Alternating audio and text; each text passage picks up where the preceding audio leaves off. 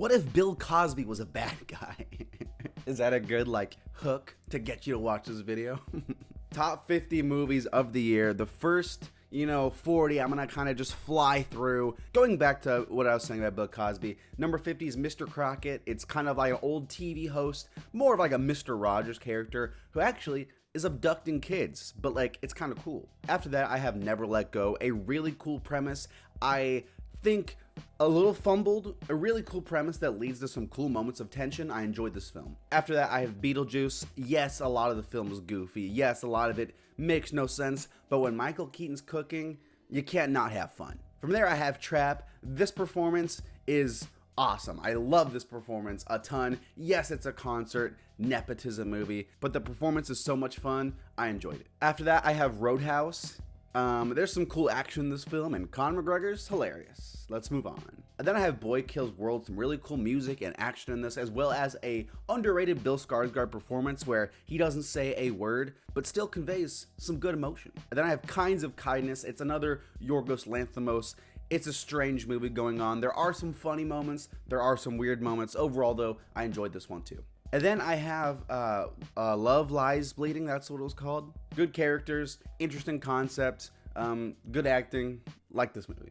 42, I have Monkey Man. My first real introduction to Dev Patel. Some really cool stylized fights that reminds me more of like a Sifu than like a John Wick. Like this a lot though. And then at 41, I have what's it called? It's called My Wife's Dying by Andrew Garfield and Florence Pugh. I forget what this movie's called.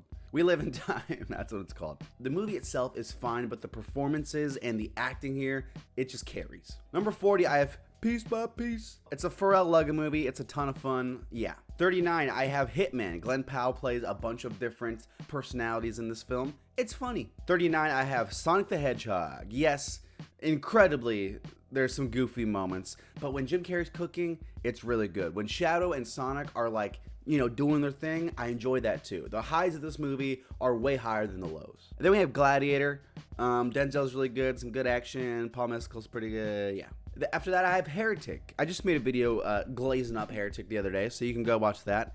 All the actors here are good. And then I have SNL. It's a fun little SNL movie. It's a movie that I'm like, that's really good. Really enjoy it. Well made. Probably won't watch it again, and that's fine. After that, I have, I'm forgetting what some of these movies are called. I saw 80 movies in theaters, all right? Get off my back. This one's called, Oh Man, I'm on a Dating Show by Anna Kendrick.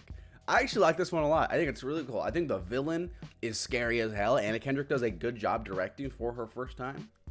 Nice. Then I have Drive-Away Dolls, an underrated flick from the very beginning of this year. The score goes berserk here. Some really funny moments with Coleman Domingo, Pedro Pascal in his tiny role, but very important role. I like this film. Margaret Qualley slaps. After that, I have The Fall Guy, one of the safest movies I've ever seen, but safe and fun nonetheless. Safety is a lot of fun. And then I have Civil War. This movie has some cool action, a premise that the movie doesn't seem too interested in exploring, but I still enjoyed it. Kristen Dunst, Kaylee Spaney, the Wolf from Puss in Boots, and frickin' Jesse Plemons in that role. Holy crap. And then I have I'm Kind of a Weirdo by James McAvoy, starring James McAvoy.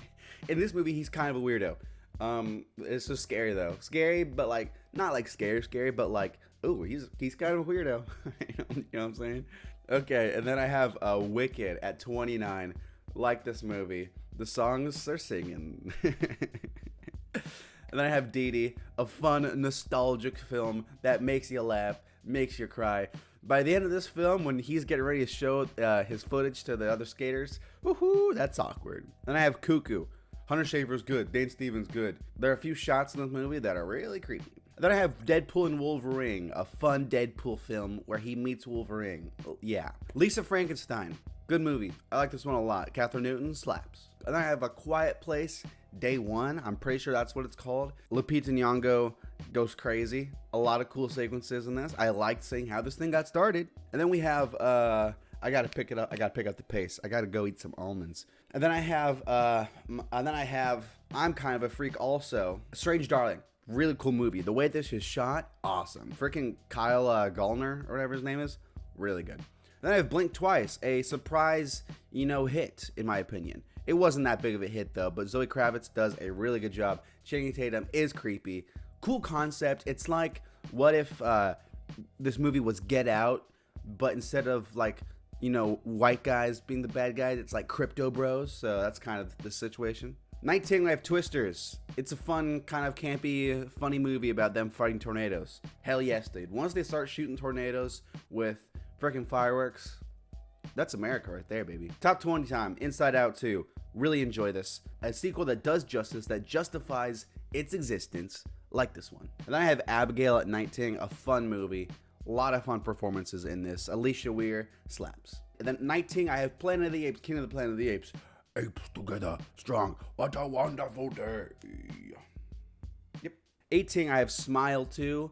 Naomi Scott goes ballistic in this movie. Some really creepy sequences. And the songs, Sky Riley, Marry Me. Late Night with the Devil is a good film. Watch it. 15, I have Transformers 1. I've been saying the performances are good in this one. Dude, the freaking... all you gotta do is watch that final scene where they become Megatron and Optimus Prime. Dude, that's like one of the best scenes of the whole entire year. 14, I have Bob Dylan the movie. Timothée Chalamet goes crazy in this, as does Elle Fanning, as does freaking Edward Norton. The songs are really good. Ultraman Rising is at 13. I think this film is criminally underrated. It has one of the most ballistic shots of the year at the baseball stadium on the Jumbotron. Holy crap. That's so freaking cool. 12, I have Juror Number 2. Nicholas Hoult goes crazy. Clint Eastwood directs the crap out of this thing. A lot of fun tension. A lot of like other good performances aside from the main one in Nicholas Hoult in freaking what's her name? Zoe Deutsch is also really good. And then 11, I have The Bike Riders. A lot of cool performances in this one from Austin Butler, right? I'm talking Austin Butler. I'm talking Tom Hardy. Jodie Comer, dude. Any movie that has Jodie Comer is an automatic slapper. This is my list. My top 40 movies, 50 through 20. I'll do a separate video on top 10 coming out very soon. Incredibly soon. Maybe even tomorrow. That's the video though. Thanks for watching. I'll talk to you later. Eat some almonds, dude. They're tasty and a fun, healthy snack. I don't really know how fun they are, but they're still healthy. You know what I'm saying?